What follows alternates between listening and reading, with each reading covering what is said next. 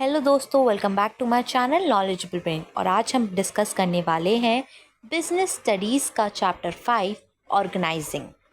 इस वीडियो में हम इस चैप्टर को पूरा डिटेल में समझेंगे। चलिए वीडियो की शुरुआत करते हैं। पहले डिस्कस करते हैं कि आखिर ये ऑर्गेनाइजिंग होता क्या है। दोस्तों, ऑर्गेनाइजिंग एक प्रोसेस है जो प्लान्स को इम्प्लीमेंट करने के लिए शुरू किया जाता है। इसमें बेसिकली हम जॉब्स और वर्किंग रिलेशनशिप को क्लैरिफाई करते हैं और रिसोर्सेज को इफ़ेक्टिवली डिप्लॉय करने की कोशिश करते हैं ताकि हम अपने आइडेंटिफाई गोल को, अपने ऑब्जेक्टिव को अचीव कर पाएँ। यानी कि ऑर्गेनाइजिंग का पर्पस ये होता है कि हर इंसान अपने रोल को और अपने काम को क्लियरली समझ पाए और resources like machinery, man power, material, इन सब का हम प्रॉपर यूज़ कर पाए ऑर्गेनाइजेशन के अंदर। इस तरह सब कुछ सिस्टमैटिकली प्लान किया जाता है ताकि ऑर्गेनाइजेशन के गोल अचीव हो पाए। ऑर्गेनाइजेशन में हम देखते हैं कि कौन कौन सी एक्टिविटीज़ हैं जो ऑर्गेनाइजेशन परफॉर्म करती है, जैसे कि फाइनेंस, मार्केटिंग, एचआर। हमें सारी एक्टिविटीज़ को आइडेंटिफाई करना पड़ता है और जो सिमिलर एक्टिविटीज़ हैं उनको एक ग्रुप में या डिपार्टमेंट में रखा जाता है। हर डिपार्टमेंट अपने स्पेसिफिक फंक्शन को हैंडल करता है। इसमें एम्प्लॉयज़ का रोल और रिस्पॉन्सिबिलिटी बताना भी ज़रूरी होता है। इंसान को बताना ज़रूरी होता है कि उसकी क्या पोजीशन है ऑर्गेनाइजेशन के अंदर, उसका क्या रोल है, उसको क्या क्या काम करना है, जिसका अल्टीमेट गोल होता है ऑर्गेनाइजेशन गोल को अचीव करना। ऑर्गेनाइजेशन की वजह से हर किसी की जो रिस्पॉन्सिबिलिटी है, एक तो वो क्लियर हो जाती है। हर कोई जो नए डायनेमिक चेंजेस होते हैं, एनवायरमेंटल चेंजेस होते हैं, उसको अडेप्ट करना सीख जाते हैं। और ऑर्गेनाइजेशन की तो ग्रोथ और एक्सपेंशन होता ही है। तो आई होप आपको टर्म समझ में आ गई हो, डेफिनेशन समझ में आ गई हो ऑर्गेनाइजेशन की। बेसिकली ऑर्गेनाइजेशन का मतलब है लोगों को उनकी जॉब और रिस्पॉन्सिबिलिटी बताना बताना कि उनका वर्क के साथ क्या रिलेशनशिप है और जो रिसोर्सेज ऑर्गेनाइजेशन के अंदर है उन्हें कितने ऐसे तरीके से यूज़ करना है जिससे कॉस्ट कम लगे, जिससे रिसोर्सेज वेस्ट ना हो। चलिए बात करते हैं स्टेप्स की, प्रोसेस की ऑफ ऑर्गेनाइजिंग। पहला पॉइंट है identification and division of work. Organising का पहला स्टेप ये होता है कि हमें आइडेंटिफाई करना पड़ता है, डिवाइड करना पड़ता है कौन क्या काम करेगा और कैसे करेगा। ये सब चीज़ें पहले ही डिसाइड की जाती है, पहले ही प्लान की जाती है। वर्क को मैनेजेबल एक्टिविटीज़ में डिवाइड किया जाता है ताकि डुप्लीकेशन ऑफ वर्क ना हो और काम का जो बर्डन होता है वो सब एम्प्लॉयज़ के बीच में इक्वली डिवाइड हो पाए। इससे एफिशिएंसी बढ़ती है और हर एम्प्लॉय अपना बेस्ट देता है। नेक्स्ट पॉइंट है डिपार्टमेंटलाइजेशन।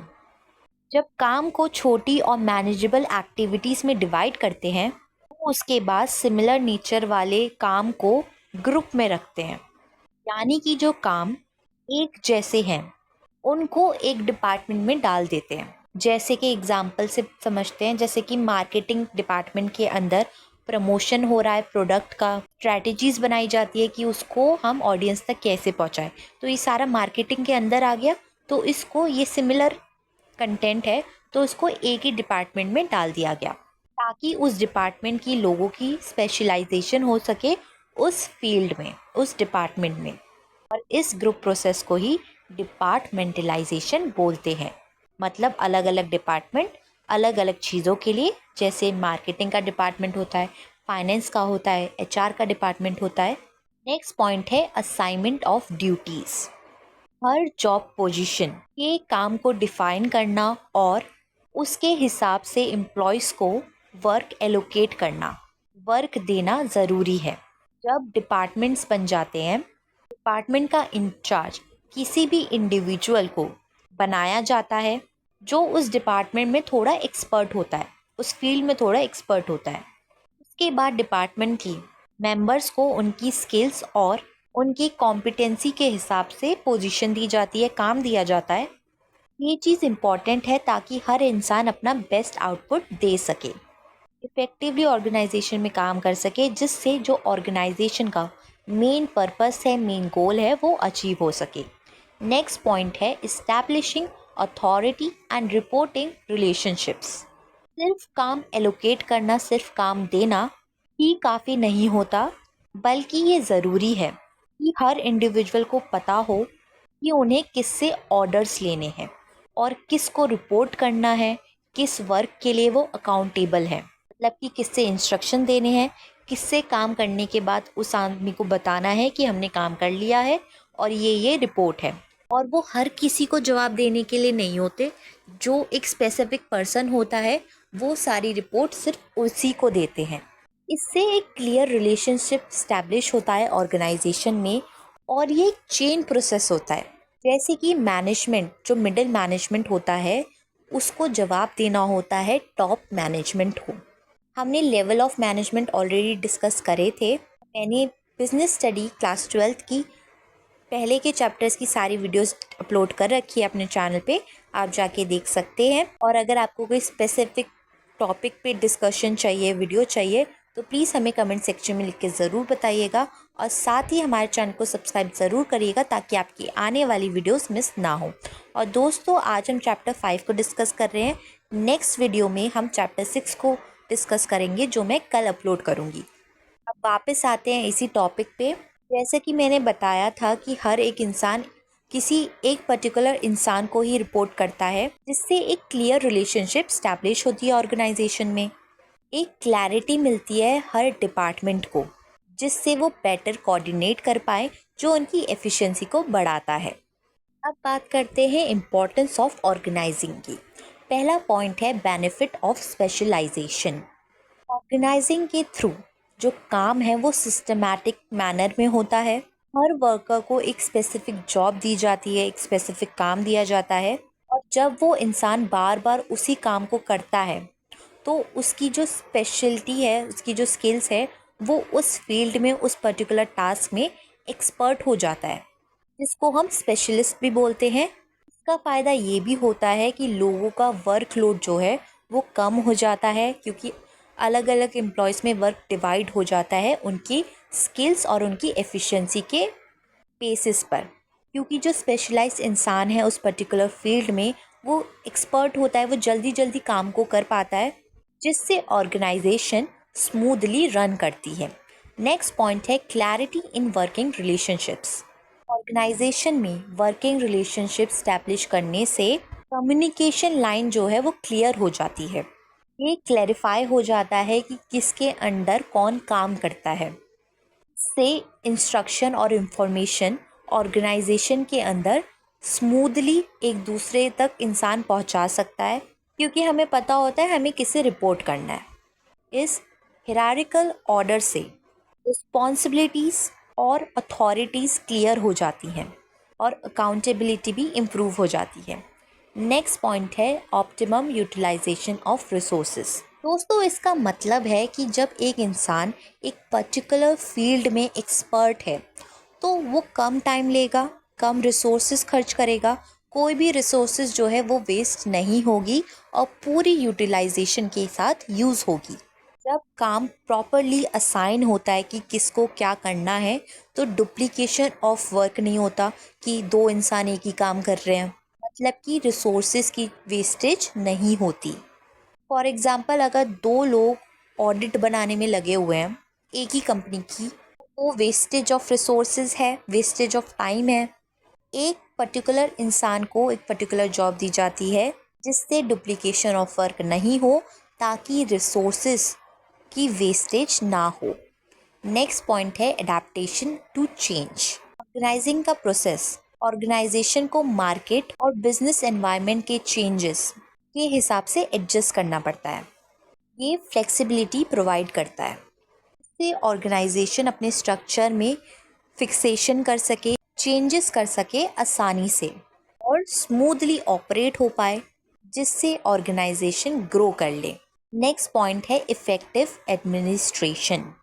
ऑर्गेनाइजेशन से जॉब्स का एक क्लियर और डिफाइंड ड्यूटीज़ का डिस्क्रिप्शन मिल जाता है लोगों को कि हमारी ये ड्यूटी है, हमारी ये रिस्पॉन्सिबिलिटी है, हमारी ये जॉब प्रोफाइल है, जो अगेन कन्फ्यूजन और डुप्लीकेशन वर्क को अवॉइड करता है।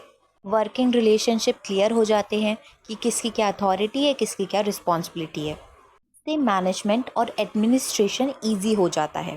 नेक्स्ट पॉइंट है development of personal. Organising managers में क्रिएटिविटी को प्रमोट करती है। ऑर्गेनाइजेशन में एक इफ़ेक्टिव डेलीगेशन हो, मतलब कि किसको क्या काम देना है, किसको क्या काम करना है, तो मैनेजर्स का जो वर्कलोड है वो कम हो जाता है और वो अपने जूनियर्स को, अपने सबॉर्डिनेट्स को वर्क डिस्ट्रीब्यूट कर देते हैं। हम आगे इस वीडियो में डेलीगेशन के बारे में डिटेल में पढ़ेंगे, साथ ही पढ़ेंगे अथॉरिटी, रिस्पॉन्सिबिलिटी और अकाउंटेबिलिटी का क्या मतलब है। नेक्स्ट पॉइंट है एक्सपेंशन एंड ग्रोथ। ऑर्गेनाइजिंग की वजह से ऑर्गेनाइजेशन की जो ग्रोथ है वो बढ़ जाती है। बिजनेस अपने आप को एक्सपेंड कर सकता है, अपने आप को बढ़ा सकता है, जिससे नए जॉब, नई अपॉर्चुनिटीज़, नए डिपार्टमेंट, नई पोजीशंस और प्रोडक्ट लाइन में मदद मिलती है। बेसिकली अगर हर इंसान को पता हो कि उसे क्या काम करना है और अगर जो मैनेजर्स हैं वो एम्प्लॉयज़ को उनकी स्किल्स और उनकी एफिशिएंसी, उनकी एबिलिटी के अकॉर्डिंग काम देंगे जिसमें वो स्पेशलाइज्ड है, तो ऑर्गेनाइजेशन का वर्क स्मूथली चलेगा, प्रॉफिट होगी, सेल्स होगी, जिससे जो बिज़नेस है, जो ऑर्गेनाइजेशन है वो ग्रो करेगी। जब ग्रो करेगी तो वो अपने और बिज़नेस को और बढ़ाएगी। ऑर्गेनाइजिंग की मदद से कंपनी में, ऑर्गेनाइजेशन में एक्सपेंशन और ग्रोथ भी होती है। अब बात करते हैं ऑर्गेनाइजेशन के स्ट्रक्चर की। ऑर्गेनाइजेशन स्ट्रक्चर एक तरह से ऑर्गेनाइजिंग प्रोसेस है बिजनेस के अंदर। मतलब जब हम किसी काम को ऑर्गेनाइज करते हैं तो उसका एक स्ट्रक्चर फॉर्म हो जाता है। अगर ऑर्गेनाइजेशन स्ट्रक्चर इफेक्टिव हो तो कंपनी को प्रॉफिट होता है। जैसे जैसे कंपनी का स्ट्रक्चर, मतलब कंपनी बड़ी होती है, एक्सपेंड होती है, वैसे वैसे जो स्ट्रक्चर है उसको भी चेंज करना होता है ताकि कंपनी, ऑर्गेनाइजेशन इफ़ेक्टिवली काम कर सके। कंपनीज जो सिर्फ ग्रोथ पे ध्यान देती है वो एक ही स्ट्रक्चर को लंबे समय तक यूज़ करती है। मतलब अगर आप बढ़ना नहीं चाहते, कंपनी को एक्सपेंड नहीं करना चाहते, तो आप एक स्ट्रक्चर को फॉलो कर सकते हैं। लेकिन ये समझना ज़रूरी है कि अगर कंपनी रुक गई, एक्सपेंड नहीं करेगी, तो कंपनी के लिए ये नुकसानदायक है, मतलब कि लॉस में है कंपनी। इसलिए अगर ऑर्गेनाइजेशन को सही से चलाना है और एनवायरमेंटल चेंजेस का सामना करना है तो ऑर्गेनाइजेशन स्ट्रक्चर पर ध्यान देना ज़रूरी है। जैसे कि पीटर डकर ने बोला है कि स्ट्रक्चर एक ज़रूरी टूल है। अगर ऑर्गेनाइजेशन एक गलत स्ट्रक्चर को फॉलो करती है तो कंपनी का लॉस होना तय है। ऑर्गेनाइजेशन स्ट्रक्चर एक फ्रेमवर्क की तरह होता है जिसमें मैनेजर और ऑपरेशनल टास्क किए जाते हैं। बताया जाता है कि कौन इंसान क्या काम करेगा, बताया जाता है कि किसकी क्या रिस्पॉन्सिबिलिटी है, क्या अथॉरिटी है, जिससे कंपनी के अंदर एक स्मूथली काम हो सके। कंपनी में जो स्पेशलाइज्ड इंसान है उसको काम दिया जाए ताकि कंपनी की ग्रोथ हो सके। ये मदद करता है कम्युनिकेशन फ्लो में भी, क्योंकि हर किसी को पता होता है कि किसको रिपोर्ट करना है। दोस्तों, दो टाइप के स्ट्रक्चर होते हैं, चलिए उन दोनों को डिस्कस करते हैं। पहला स्ट्रक्चर जिसकी हम बात करेंगे वो है फंक्शनल स्ट्रक्चर। इसका मतलब होता है कि ऐसी जॉब्स को ग्रुप करना जो सिमिलर नेचर की हो और इन अलग अलग मेजर फंक्शंस को एक ही डिपार्टमेंट में डाल दिया जाता है। मतलब कि सेम टाइप का काम एक ही डिपार्टमेंट में, और सब डिपार्टमेंट का एक कोऑर्डिनेटिंग हेड होता है जिसको रिपोर्ट करना होता है एम्प्लॉयज़ को। एग्जाम्पल, एक मैन्युफैक्चरिंग कंपनी है, उसमें अलग अलग फंक्शंस है जिससे डिपार्टमेंट डिवाइड हो गए हैं, जैसे कि production department, marketing department, purchasing department, research and development department. ये डिपार्टमेंट और भी सेक्शन में डिवाइड किए जा सकते हैं, जैसे कि प्रोडक्शन में असेंबली और क्वालिटी कंट्रोल डिपार्टमेंट। इस तरह से फंक्शनल स्ट्रक्चर ऑर्गेनाइजेशनल स्ट्रक्चर है जिसमें सिमिलर रिलेटेड जॉब्स होती है। चलिए अब इसके एडवांटेजेस को समझते हैं। पहला पॉइंट है ऑक्यूपेशनल स्पेशलाइजेशन। ये स्ट्रक्चर एम्प्लॉयज़ को एक ही टाइप का काम बार बार करने का मौका देता है, जो उनकी स्किल्स को इम्प्रूव करता है और उनकी एफिशिएंसी को बढ़ाता है। जिससे वो उस फील्ड में स्पेशलाइज्ड हो जाते हैं। नेक्स्ट पॉइंट है बेटर कंट्रोल एंड कोऑर्डिनेशन। जब हर डिपार्टमेंट में सेम टाइप का काम होता है तो कंट्रोल भी अच्छा होता है, कोऑर्डिनेशन भी अच्छा होता है, क्योंकि सबको ऑलरेडी पता होता है कि उन्हें क्या काम करना है, किसको रिपोर्ट करना है और किस से ऑर्डर्स लेने हैं। नेक्स्ट पॉइंट है increasing managerial and operational efficiency. In short, increase efficiency. जब हर किसी को पता होगा कि उन्हें क्या काम करना है, जब डिपार्टमेंट एम्प्लॉयज़ को उनके स्किल्स के बेसिस पर काम देंगे जिसमें वो स्पेशलाइज्ड होंगे एम्प्लॉयज़, तो मैनेजर और ऑपरेशनल एफिशिएंसी बढ़ेगी, जिसके कारण प्रॉफिट भी बढ़ेगा। नेक्स्ट पॉइंट है इकोनॉमीज ऑफ स्केल। एक ही टाइप का काम एक डिपार्टमेंट में होने की वजह से एफर्ट्स डुप्लीकेट नहीं होते और कॉस्ट कम लगती है। नेक्स्ट पॉइंट है इजी ट्रेनिंग। ट्रेनिंग आसान हो जाती है क्योंकि स्किल्स लिमिटेड रेंज में ही है, क्योंकि एक डिपार्टमेंट के अंदर एक एम्प्लॉय एक ही टास्क परफॉर्म कर रहा है उस टास्क में जिसमें वो स्पेशलाइज्ड है, जिसमें उसकी स्किल्स अच्छी है। तो जो ट्रेनिंग होती है, ऑर्गेनाइजेशनल ट्रेनिंग होती है, वो काफ़ी ज़्यादा ईजी हो जाएगी। नेक्स्ट है it ensures that different function get due attention. Basically focused attention. अलग अलग फंक्शन को प्रॉपर अटेंशन मिलती है क्योंकि हर डिपार्टमेंट में स्पेशलाइज्ड लोग होते हैं। वो लोग होते हैं जो उस डिपार्टमेंट में अच्छे होते हैं, जो उस डिपार्टमेंट के टास्क को आसानी से कर सकते हैं। तो हर डिपार्टमेंट अच्छे से प्रॉपरली वर्क करेगा, उसको प्रॉपर अटेंशन मिलेगी। दोस्तों, अब डिस्कस करते हैं इसके डिसएडवांटेजेस। पहला पॉइंट है less focus on overall objectives. जब डिपार्टमेंट के अपने गोल्स ऑर्गेनाइजेशन के ओवरऑल गोल्स से ज़्यादा इम्पोर्टेंट हो जाते हैं, क्योंकि जब एक इंसान एक डिपार्टमेंट में काम कर रहा है तो उसका टास्क होता है उस डिपार्टमेंट के गोल्स को अचीव करना, तो लोग जो हैं ऑर्गेनाइजेशन के गोल को भूल जाते हैं। नेक्स्ट पॉइंट है कोऑर्डिनेशन प्रॉब्लम। अलग अलग डिपार्टमेंट के बीच कोऑर्डिनेशन में दिक्कत आ सकती है क्योंकि इंफॉर्मेशन एक्सचेंज कॉम्प्लेक्स हो जाता है। जब लोग एक पर्टिकुलर डिपार्टमेंट पर फोकस करते हैं तो वो साथ वाले दूसरे डिपार्टमेंट पर ज़्यादा ध्यान नहीं देते हैं। नेक्स्ट पॉइंट है inter departmental conflict. Different department के इंटरेस्ट कभी कभी क्लैश हो सकते हैं क्योंकि लोग जो है अपने डिपार्टमेंट में फोकस करते हैं, जिसकी वजह से सिर्फ उनका जो मोटिव रह जाता है वो ये होता है कि मेरे डिपार्टमेंट के जो गोल्स है वो अचीव हो जाए। नेक्स्ट पॉइंट है इनफ्लेक्सिबिलिटी। एक ही टाइप के स्किल्स पर फोकस करते हैं हुए लोग नैरो माइंडेड हो जाते हैं, क्योंकि जो टास्क है, जो जॉब है, वो एक ऐसे इंसान को दी गई है जो उस पर्टिकुलर प्रॉब्लम में, उस पर्टिकुलर टास्क में एक्सपर्ट है। तो वो लोग नैरो माइंडेड हो जाते हैं, वो सिर्फ एक ही काम को बार बार करते रहते हैं, नई अलग अलग चीज़ों को एक्सप्लोर नहीं कर पाते, इसलिए उनकी जो फ्लेक्सिबिलिटी है वो ख़त्म हो जाती है और दूसरे जो डिपार्टमेंट्स हैं उनके पर्सपेक्टिव को उन लोगों के लिए समझना काफ़ी ज़्यादा मुश्किल हो सकता है। एक और पॉइंट है limited top management training. Functional heads diverse areas में एक्सपीरियंस नहीं ले पाते, तो उनकी टॉप मैनेजमेंट पोजीशन के लिए ट्रेनिंग भी लिमिटेड हो सकती है। दोस्तों, जब एक डिपार्टमेंट है, फॉर एग्जांपल मार्केटिंग डिपार्टमेंट, उसका जो हेड है उसको सिर्फ मार्केटिंग के बारे में नॉलेज है। अगर उसे टॉप मैनेजमेंट में जाना है, अगर उसे डायरेक्टर बनना है, एमडी बनना है, सीईओ बनना है, तो उसके लिए उसको हर फील्ड में थोड़ी थोड़ी नॉलेज होना ज़रूरी है, एक्सपर्ट नॉलेज होना ज़रूरी है। लेकिन जब वो एक ही डिपार्टमेंट में बैठा हुआ है इतने सालों से, उसी डिपार्टमेंट में काम कर रहा है, तो उसे दूसरे डिपार्टमेंट के बारे में कोई नॉलेज नहीं है।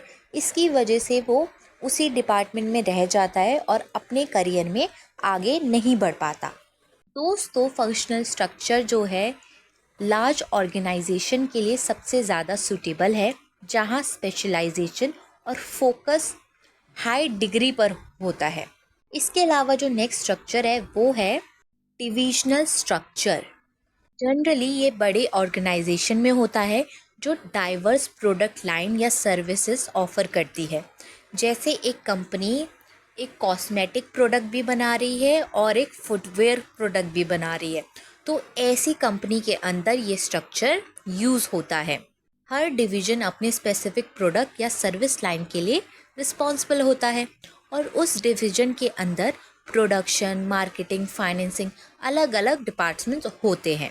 जैसे कि इस टेबल को आप देख रहे होंगे कि गारमेंट्स के अंदर, गारमेंट्स एक अलग डिपार्टमेंट है एक ऑर्गेनाइजेशन के अंदर, जिसमें कॉस्मेटिक, फुटवेयर और स्किन केयर भी है। लेकिन गारमेंट के अंदर एचआर, मार्केटिंग, परचेजिंग, सेल्स, इनका अलग डिपार्टमेंट होगा।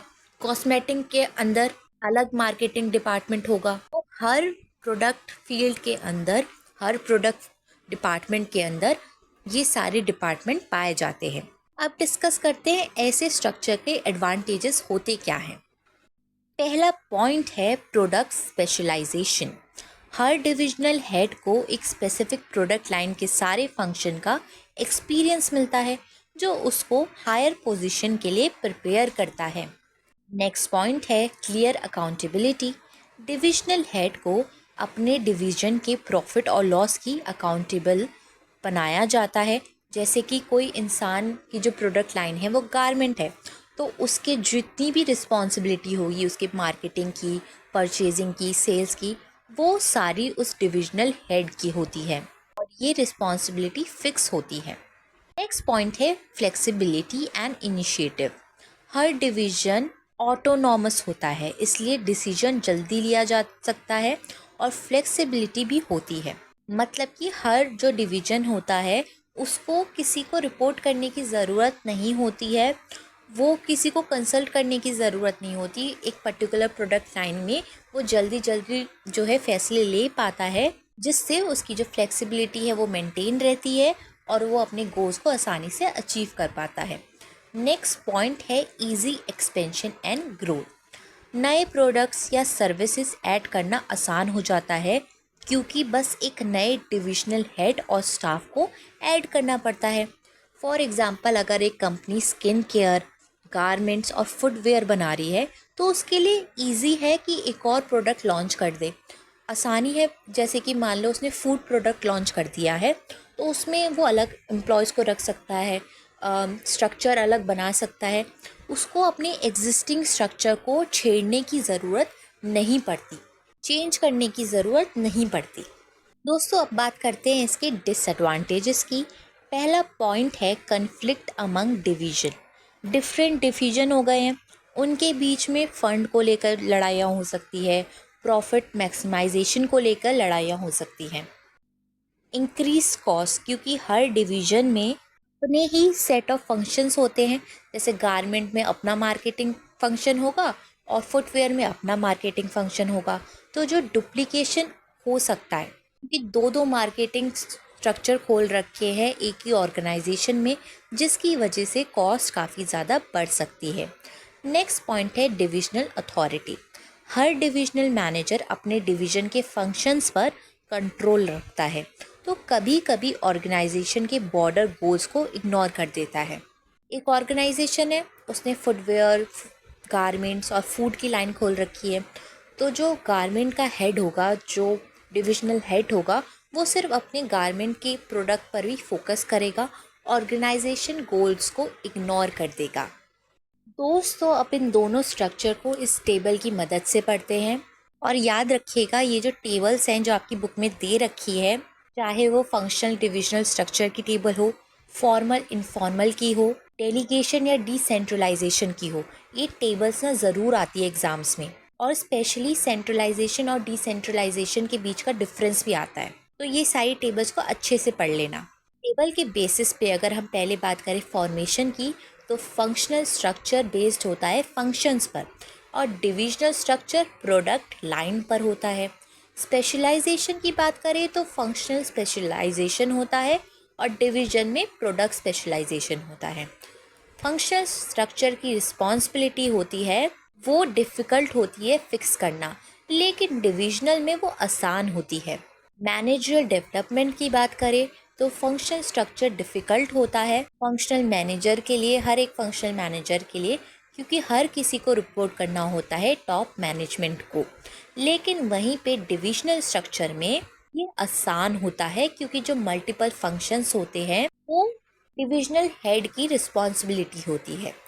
फंक्शनल स्ट्रक्चर की जो कॉस्ट होती है वो कम होती है क्योंकि उसमें डुप्लीकेशन ऑफ वर्क नहीं है। वहीं पे डिविजनल स्ट्रक्चर में डुप्लीकेशन ऑफ वर्क है क्योंकि इसमें बहुत सारी प्रोडक्ट लाइन होती है। फंक्शनल स्ट्रक्चर में कोऑर्डिनेशन करना मुश्किल होता है, वहीं पे डिविजनल स्ट्रक्चर में फंक्शन डिपार्टमेंट के आपस में कोऑर्डिनेशन करना काफ़ी आसान होता है क्योंकि उन सबको एक ही डिविजनल हेड कंट्रोल कर रहा होता है। दोस्तों, अब बात करते हैं फॉर्मल ऑर्गेनाइजेशन की। फॉर्मल ऑर्गेनाइजेशन वो स्ट्रक्चर है जो मैनेजमेंट ने डेलिब्रेटली डिज़ाइन किया होता है ताकि स्पेसिफिक टास्क अचीव किए जा सके। ये स्ट्रक्चर बाउंड्रीज ऑफ अथॉरिटी और रिस्पॉन्सिबिलिटी को क्लियरली डिफाइन करता है। ये डिफाइन करता है कि हर जॉब पोजीशन के बीच में कैसे रिलेशनशिप होने चाहिए और कौन किसको रिपोर्ट करेगा। फॉर्मल ऑर्गेनाइजेशन का मेन ऑब्जेक्टिव होता है कि गोल्स को अचीव करा जाए और इसके लिए रूल्स और प्रोसीजर को स्पेसिफाई किया जाता है। मतलब कि हर ऑर्गेनाइजेशन के अपने अपने रूल्स होते हैं जिसको एम्प्लॉय को फॉलो करना होता है। इसके अलावा अलग अलग डिपार्टमेंट के एफर्ट्स को कोऑर्डिनेट और इंटीग्रेट करने में हेल्प करता है फॉर्मल ऑर्गेनाइजेशन। ये स्ट्रक्चर टॉप मैनेजमेंट द्वारा स्टेब्लिश होता है एक ऑर्गेनाइजेशन के अंदर ताकि ऑर्गेनाइजेशन स्मूथली काम कर सके। फॉर्मल स्ट्रक्चर में ज़्यादा फोकस काम पर किया जाता है, ना कि एम्प्लॉयज़ के इंटरपर्सनल रिलेशनशिप पर। आई होप आपको फॉर्मल ऑर्गेनाइजेशन समझ में आ गया हो। अब इसके एडवांटेजेस और डिसएडवांटेजेस डिस्कस करते हैं। पहले बात करते हैं एडवांटेजेस की। पहला पॉइंट है ईजियर टू फिक्स रिस्पॉन्सिबिलिटी।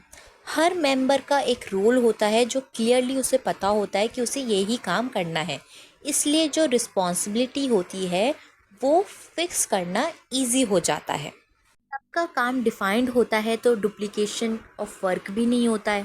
सबको पता होता है कि उन्हें क्या काम करना है और एम्प्लॉयज़ को वो काम दिया जाता है जिसमें वो माहिर होते हैं। नेक्स्ट पॉइंट है यूनिटी ऑफ कमांड। एक इस्टेब्लिश चेन ऑफ कमांड होती है। सबको पता होता है कि उन्हें किससे ऑर्डर लेने हैं और किसको रिपोर्ट करना है, जिसकी वजह से एक यूनिटी ऑफ कमांड मेंटेन होती है। नेक्स्ट पॉइंट है स्टेबिलिटी। फॉर्मल रूल्स और गाइडलाइंस की वजह से एम्प्लॉयज़ का बिहेवियर प्रिडिक्टेबल होता है, जो ऑर्गेनाइजेशन की स्टेबिलिटी को मेंटेन करता है। ऑर्गेनाइजेशन को पता होता है कि कौन सा इंसान कितना वर्कलोड हैंडल कर सकता है। वर्कलोड को डिवाइड किया जाता है जिससे ऑर्गेनाइजेशन के अंदर एक स्टेबिलिटी मेंटेन होती है। इसके अलावा ये गोल्स को अचीव करने में हेल्प करता है क्योंकि हर एम्प्लॉय को अपना अपना रोल, अपनी रिस्पॉन्सिबिलिटी का पता होता है। अब बात करते हैं इसके डिसएडवांटेजेस की। पहला पॉइंट है प्रोसीजरल डिलेस। फॉर्मल कम्युनिकेशन में एक चेन ऑफ कमांड होती है जिसको फॉलो करने की वजह से जो डिसीजन है वो डिले हो जाते हैं, क्योंकि जो पहले वर्कर है वो अपने सुपीरियर को बताएगा, सुपीरियर मिडिल मैनेजमेंट को बताएगा, मिडिल टॉप को बताएगा। तो ये जो लंबा सा चेन ऑफ कमांड है ना, इसकी वजह से सारे के सारे डिसीजन डिले हो जाते हैं। नेक्स्ट पॉइंट है लैक ऑफ क्रिएटिविटी। इतने रूल्स और पॉलिसी की वजह से कि किसको क्या काम करना है, किसको रिपोर्ट करना है, किससे ऑर्डर लेने हैं, लोगों की क्रिएटिविटी, लोगों का टैलेंट जो है वो एक लिमिटेड रेंज तक रह जाता है। और जब लोग एक ही काम को बार बार परफॉर्म करते रहते हैं, नई अपॉर्चुनिटीज़, नए काम को एक्सप्लोर नहीं करते, तो उनकी क्रिएटिविटी एक्सप्लोर नहीं हो पाती। नेक्स्ट पॉइंट है incomplete understanding of relationship. Human relationship पर ज़्यादा फोकस नहीं होता क्योंकि मेन टारगेट होता है काम, सिर्फ काम। इसलिए फॉर्मल ऑर्गेनाइजेशन पूरे पिक्चर नहीं दे सकती है कि ऑर्गेनाइजेशन कैसे काम करती है। दोस्तों, अब बात करते हैं इनफॉर्मल ऑर्गेनाइजेशन की। इनफॉर्मल ऑर्गेनाइजेशन फॉर्मल ऑर्गेनाइजेशन के अंदर से ही नेचुरली इमर्ज होती है, जब लोग अपने ऑफिशियल रोल्स के अलावा दूसरे लोगों से बात करते हैं, इंटरेक्ट करते हैं। ये एक नेटवर्क है ऑफ सोशल रिलेशनशिप क्रिएट करता है जो ऑफिशियल स्ट्रक्चर में नहीं होती। इसको एक एग्जांपल से समझते हैं। आप एक ऑर्गेनाइजेशन में काम कर रहे हैं जिसका नाम है XYZ। पहले तो आपका कोई सुपीरियर होगा जिससे आपको ऑर्डर्स लेने पड़ेंगे, एक इंसान को आपको रिपोर्ट करना पड़ेगा। लेकिन इसके अलावा आपके कुछ कलीग्स होंगे, कुछ दोस्त बनेंगे वहाँ पे, जिनसे आप बातें करोगे, जिससे आप अपने पर्सनल और इम्पर्सनल प्रोफेशनल चीज़ें डिस्कस कर सकते हो। उस स्ट्रक्चर को, उस ऑर्गेनाइजेशन को इनफॉर्मल ऑर्गेनाइजेशन कहते हैं। जब लोग अपने काम के दौरान इंटरेक्ट करते हैं, कम्युनिकेट करते हैं, तो सोशल बॉन्ड बनते हैं जो इनफॉर्मल ग्रुप्स क्रिएट करते हैं। अपने अपने फ्रेंड्स ग्रुप होते हैं ना, वो ही इनफॉर्मल ग्रुप्स होते हैं। ये ग्रुप्स लोगों के इंट्रैक्शन और कॉमन इंटरेस्ट पर बेस होते हैं, जैसे क्रिकेट मैच खेलने वाले, कॉफ़ी ब्रेक पे मिलने वाले, या ड्रामेटिक्स में इंटरेस्टेड लोग। जैसे कि आपके जो फ्रेंड्स होंगे वो आपके ही इंटरेस्ट ग्रुप को मैच करते होंगे। अगर आपको क्रिकेट देखना पसंद है तो आपके दोस्त भी ऐसे होंगे जो क्रिकेट खेलते होंगे। तो ऐसे इनफॉर्मल ग्रुप्स बनते हैं। फॉर्मल स्ट्रक्चर के बियॉन्ड ये ग्रुप्स बन जाते हैं और रिजिड स्ट्रक्चर में इनको फोर्स नहीं किया जाता। मतलब कि इसमें कोई रूल ऑफ कमांड नहीं है, कोई रूल्स नहीं होते, कोई प्रोसीजर नहीं होता कि आपको किसी को रिपोर्ट करना है। आप नॉर्मली किसी से भी बात कर सकते हो, चाहे वो टॉप मैनेजमेंट का इंसान हो, चाहे मिडिल मैनेजमेंट का हो। अगर वो आपके इनफॉर्मल ग्रुप का पार्ट है, वो आपका दोस्त है, आपके जानने वाला है, तो आप आराम से बात कर सकते हो। आपको वो चेन ऑफ कमांड फॉलो करने की ज़रूरत नहीं होती।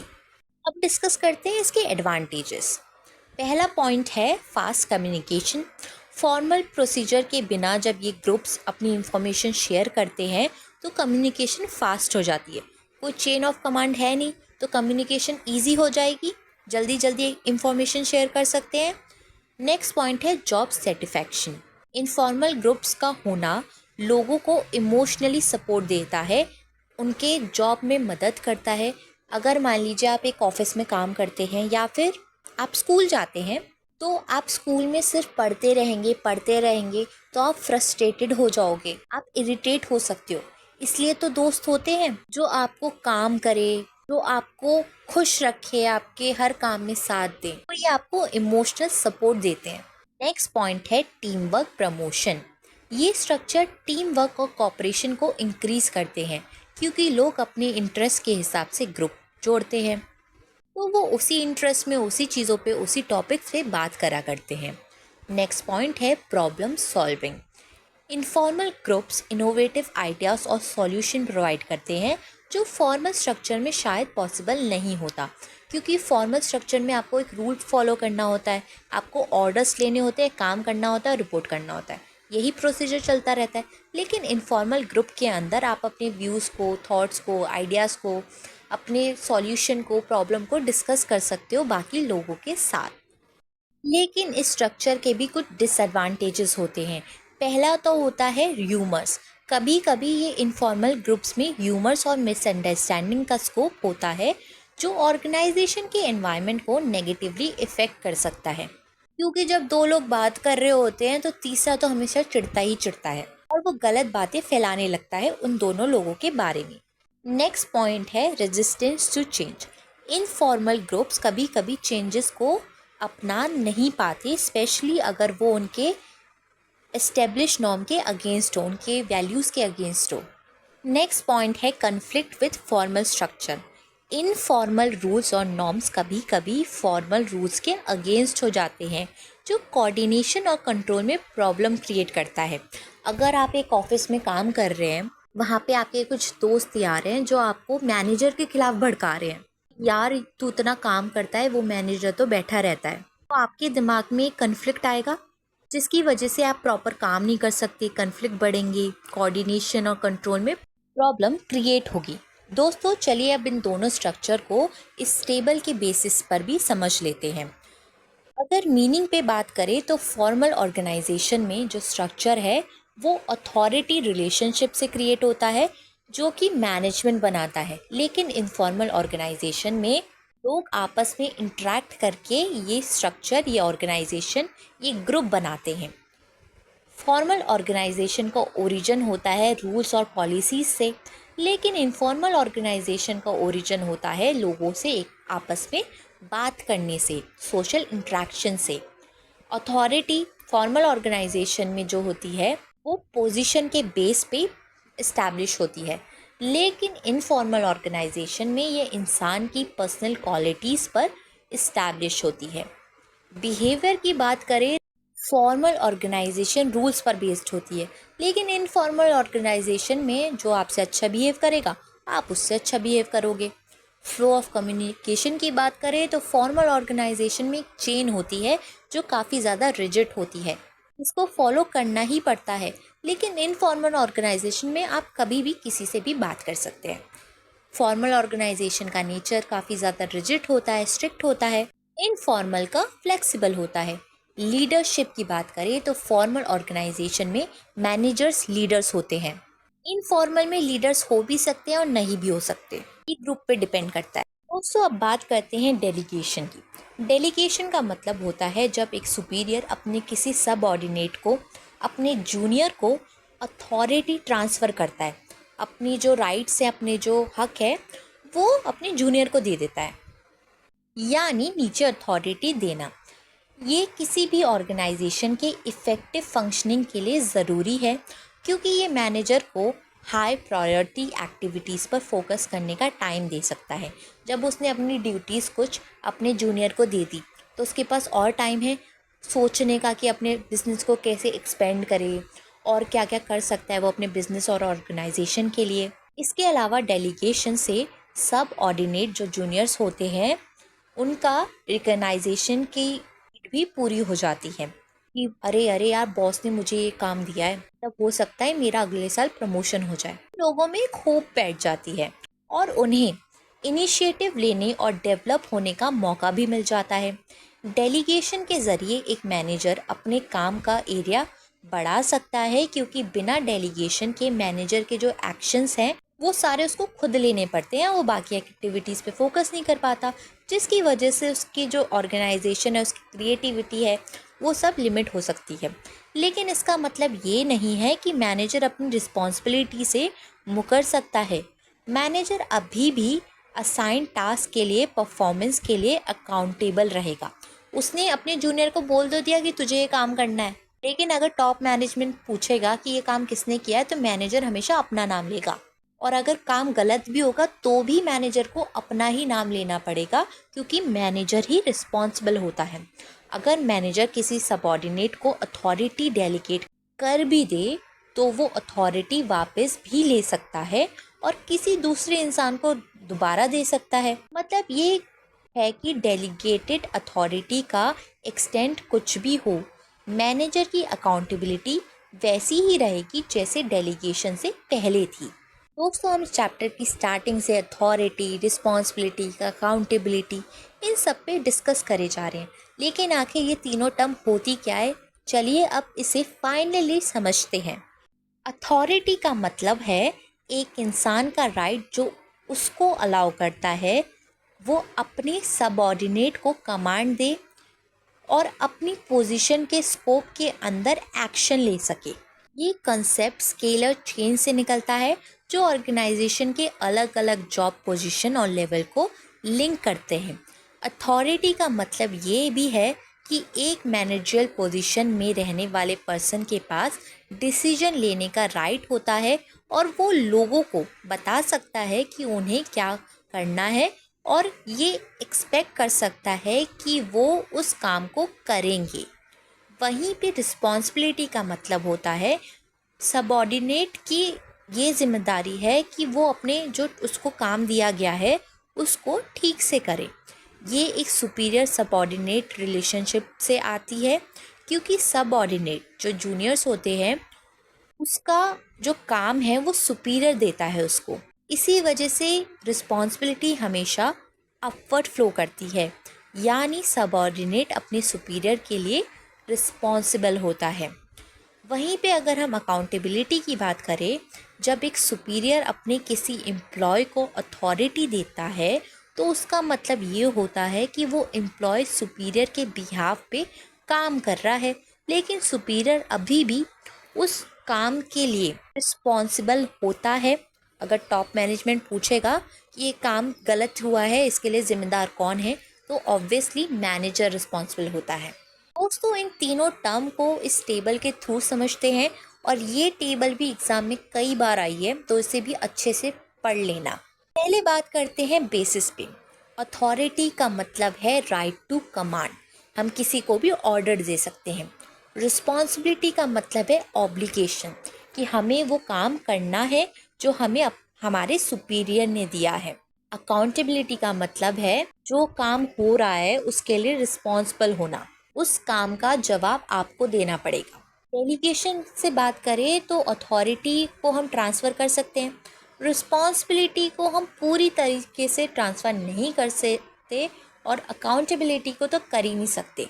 अगर आप ज़िम्मेदार हो तो आप ही ज़िम्मेदार हो, चाहे आप किसी और को बोल दो कि मेरे बिहाफ पे काम कर ले, लेकिन आपको ही जवाब देना पड़ता है अपने हेड को, अपने टॉप मैनेजमेंट को।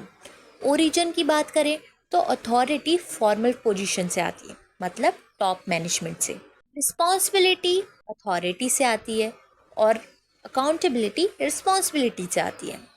फ्लो की बात करें तो authority downward from superior to subordinate चलती है, रिस्पॉन्सिबिलिटी अपवर्ड चलती है और अकाउंटेबिलिटी फ्लो करती है upward subordinate to superior, same as responsibility. दोस्तों अब बात करते हैं इस डेलीगेशन का इम्पोर्टेंस क्या है। पहला पॉइंट है इफ़ेक्टिव मैनेजमेंट। जब मैनेजर्स अपने एम्प्लॉयज़ को एम्पावर करते हैं तो वो अपने काम को ज़्यादा एफिशिएंटली कर सकते हैं, क्योंकि अब उनके पास इम्पॉर्टेंट मैटर्स पर फोकस करने का टाइम मिल जाता है। उन्हें रूटीन काम के चक्कर में उन्हें पढ़ना नहीं पड़ता और उन्हें नए एरियाज़ को एक्सप्लोर करने का, उसमें एक्सपर्ट होने का मौका मिल जाता है। नेक्स्ट पॉइंट है एम्प्लॉय डेवलपमेंट। डेलीगेशन से एम्प्लॉय को जब एक सुपीरियर काम सौंपता है, रिस्पॉन्सिबिलिटी सौंपता है, अथॉरिटी सौंपता है, तो जो एम्प्लॉयज़ होते हैं वो मोटिवेट होते हैं, उनकी जो अंदर छुपी हुई एबिलिटीज़ है वो बाहर आती है, इम्प्रूव होती है। इससे उनके स्किल्स डेवलप होते हैं, उन्हें अलग अलग टास्क, जो कॉम्प्लेक्स टास्क है उन्हें करने का मौका मिलता है और इससे वो अपने करियर में आगे बढ़ सकते हैं।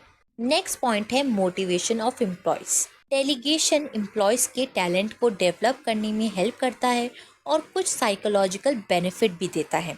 जब एक सुपीरियर अपने सबऑर्डिनेट को टास्क देता है तो ये सिर्फ काम शेयर करने का नहीं होता, बल्कि सुपीरियर का ट्रस्ट और सबऑर्डिनेट का कमिटमेंट भी इन्वॉल्व होता है।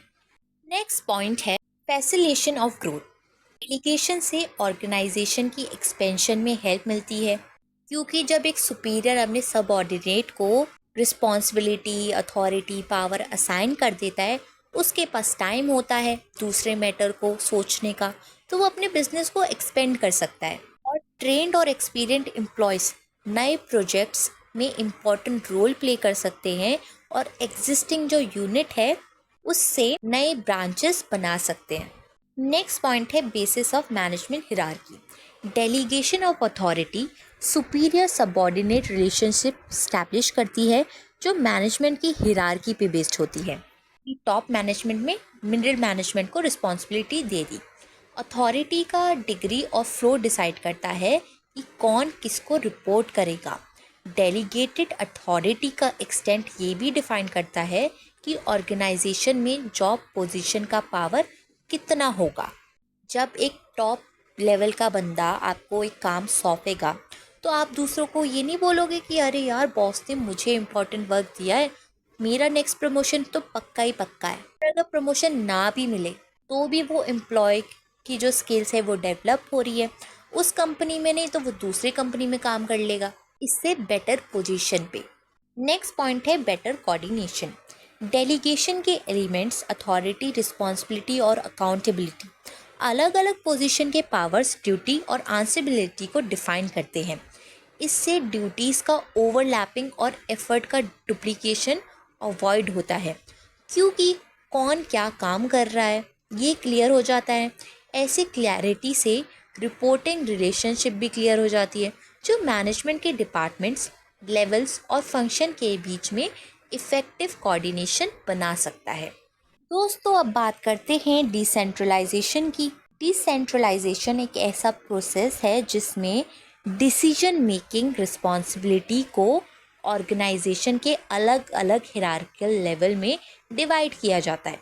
सीधे शब्दों में डिसेंट्रलाइजेशन का मतलब है कि अथॉरिटी को ऑर्गेनाइजेशन के सभी लेवल्स तक फैला दिया जाए। इसमें डिसीजन मेकिंग अथॉरिटी को लोअर लेवल्स के साथ शेयर किया जाता है जो एक्शंस के पॉइंट्स के पास होते हैं, यानी डिसीजन मेकिंग अथॉरिटी को नीचे चेन ऑफ कमांड में पुश कर देती है।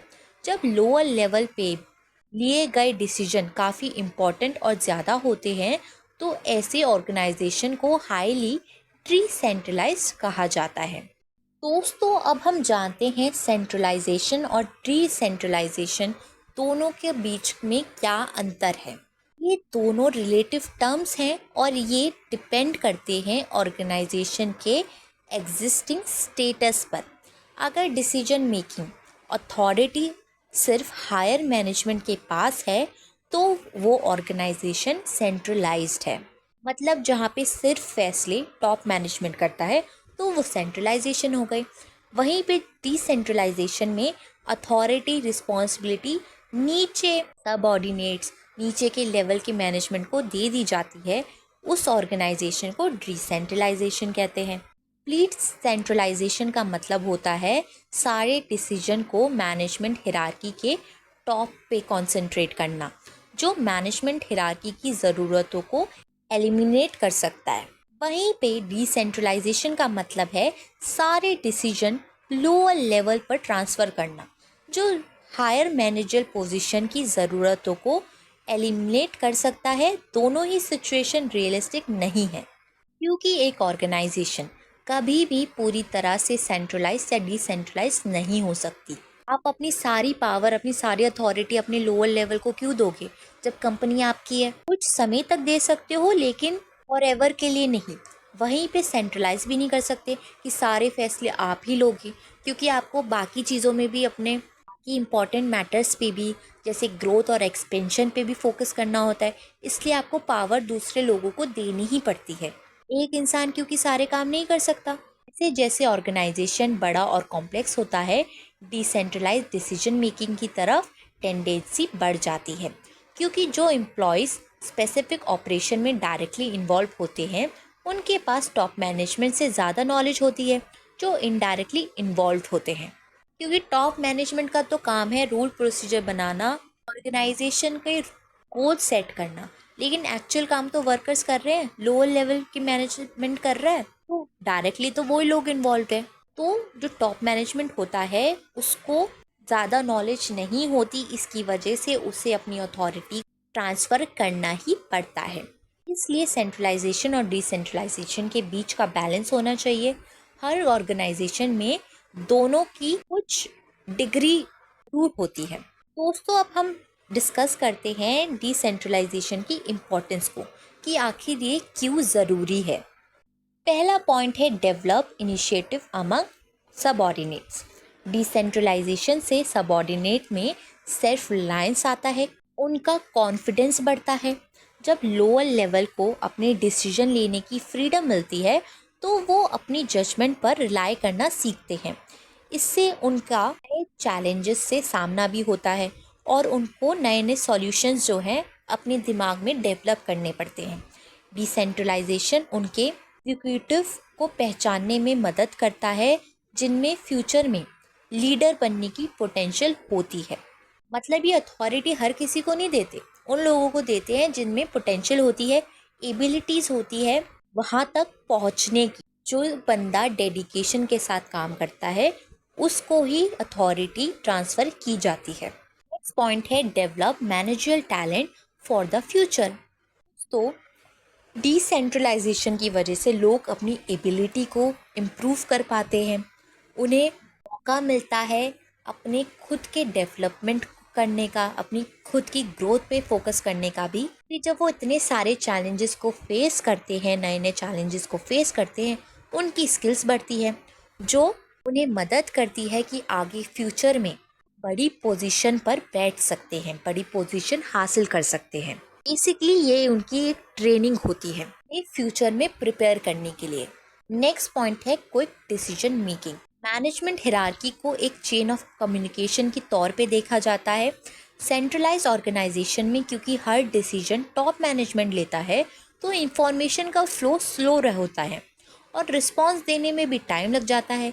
ये डिसीजन मेकिंग की स्पीड को कम कर देता है। लेकिन जब डिसेंट्रलाइज्ड हो जाती है ऑर्गेनाइजेशन, तो डिसीजन उन लेवल्स पर लिए जाते हैं जो एक्शन के पॉइंट के पास हो, तो प्रोसेस काफ़ी फास्ट हो जाता है और इन्फॉर्मेशन भी आसानी से स्प्रेड हो सकती है। नेक्स्ट पॉइंट है relief to top management. Decentralisation की मदद से टॉप मैनेजमेंट जो अपने काम का बर्डन है वो कम कर सकता है और लोअर लेवल को भी इंडिपेंडेंस मिल जाती है। डिसेंट्रलाइजेशन तब सबसे ज़्यादा इफ़ेक्टिव है जब लोअर लेवल के डिसीजन पे मिनिमम चेकिंग की ज़रूरत हो। नेक्स्ट पॉइंट है फैसिलिटेट ग्रोथ। डिसेंट्रलाइजेशन से लोअर लेवल ऑफ मैनेजमेंट और डिविजनल डिपार्टमेंटल हेड को ज़्यादा ऑटोनॉमी मिलती है। ये डिपार्टमेंट के बीच एक कंपटीशन क्रिएट करते हैं क्योंकि हर डिपार्टमेंट बेस्ट परफॉर्म करना चाहता है, जिससे प्रोडक्टिविटी बढ़े और ऑर्गेनाइजेशन ज़्यादा रिटर्न जनरेट कर सके, मतलब कि ज़्यादा प्रॉफिट, जिससे वो अपना बिजनेस एक्सपेंड कर पाता है और बिजनेस ग्रो कर पाता है। नेक्स्ट पॉइंट है बेटर कंट्रोल। डिसेंट्रलाइजेशन से हर लेवल पर परफॉर्मेंस इवैल्यूएट करना पॉसिबल हो जाता है और डिपार्टमेंट अपने रिजल्ट के लिए इंडिविजुअली अकाउंटेबल होता है, क्योंकि अब उन्हें टॉप मैनेजमेंट को रिपोर्ट नहीं करना, वो खुद रिस्पॉन्सिबल है हर काम के लिए। हर लेवल से फीडबैक आने से ऑपरेशन इम्प्रूव करने में मदद मिलती है। डिसेंट्रलाइजेशन में एक चैलेंज होता है परफॉर्मेंस की अकाउंटेबिलिटी, जिससे बेटर कंट्रोल सिस्टम जैसे बैलेंस स्कोर कार्ड और मैनेजमेंट इंफॉर्मेशन सिस्टम के ज़रिए एड्रेस किया जा सकता है। दोस्तों, अब डेलीगेशन और डिसेंट्रलाइजेशन को डिफ्रेंशिएट करते हैं इस टेबल के बेसिस पे। ये टेबल भी आती है, ये वाली टेबल और अथॉरिटी, रिस्पॉन्सिबिलिटी, अकाउंटेबिलिटी की टेबल 4 मार्क्स की आती है, तो पढ़ लेना। वाली शायद 6 की आती है, वाली 4 की आती है। पहले बात करते हैं नेचर की। डेलीगेशन तो कंपलसरी होता है क्योंकि हर एक इंडिविजुअल, एक इंसान सारे काम तो कर नहीं सकता। वहीं पे डिसेंट्रलाइजेशन ऑप्शनल होता है। टॉप मैनेजमेंट दूसरे मैटर्स पे फोकस करना चाहता है तो वो अपनी अथॉरिटी को ट्रांसफ़र कर देता है। फ्रीडम ऑफ एक्शन की बात करें तो डेलीगेशन में ज़्यादा कंट्रोल सुपीरियर्स का होता है, इस वजह से उनके पास डिसीजन लेने की फ्रीडम नहीं होती। वहीं पे डिसेंट्रलाइजेशन में ज़्यादा फ्रीडम होती है क्योंकि टॉप मैनेजमेंट ने आपको अथॉरिटी दे दी है।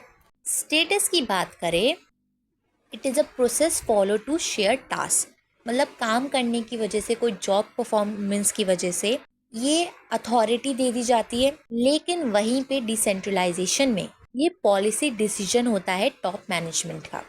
स्कोप पे बेसिस पे डेलीगेशन नैरो स्कोप है, लिमिटेड है टू सुपीरियर। वहीं पे डिसेंट्रलाइजेशन का वाइडर स्कोप है।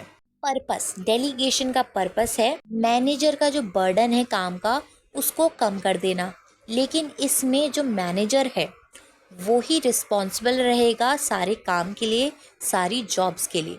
वहीं पे डिसेंट्रलाइजेशन में सब ऑर्डिनेट्स जो हैं, जूनियर्स जो हैं, उनका काम जो है, उनका रोल जो है वो इंक्रीज हो जाता है, तो उनकी खुद की स्किल्स और ऑर्गेनाइजेशन दोनों के लिए ही बेनिफिशियल होता है। दोस्तों, आई होप आपको ये चैप्टर अच्छे से समझ में आ गया हो। अगर आपको कोई डाउट है तो आप मुझे कमेंट सेक्शन में लिख के ज़रूर बताइएगा, मैं नेक्स्ट वीडियो में वो क्लियर कर दूंगी। और कल मैं डालूंगी चैप्टर 6 की वीडियो जो कि है स्टाफिंग पर बेस्ड, चैप्टर 6 स्टाफिंग। आज के लिए बस इतना ही, अगली बार फिर मिलेंगे एक और नई वीडियो के साथ। Thank you for watching this video.